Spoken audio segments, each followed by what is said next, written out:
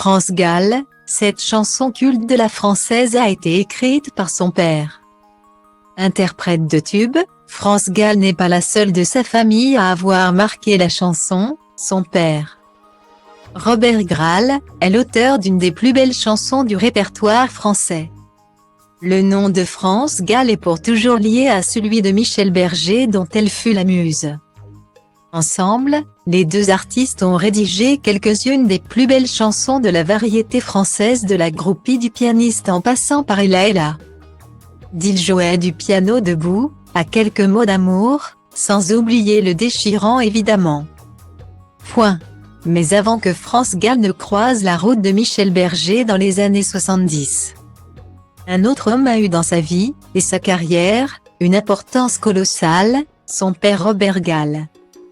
C'est chez ses parents, dès la petite enfance, que France Gall, qui s'appelle encore Isabelle à l'époque, côtoie les artistes de l'époque.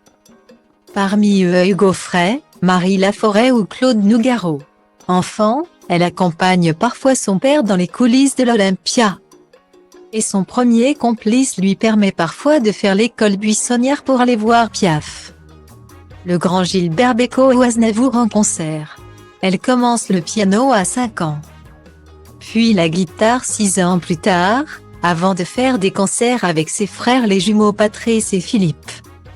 Lorsqu'elle atteint son 16e anniversaire, son père, sûr de son talent, lui fait enregistrer quelques chansons et remet les bandes à un éditeur musical. C'est lui qui signe pour elle son contrat chez Philips, puisqu'elle est mineure. C'est aussi lui qui trouve son nouveau prénom, France. Son destin est en marche. Mais qui est Robert Gall? Le père de la chanteuse n'est pas seulement le premier homme de sa vie.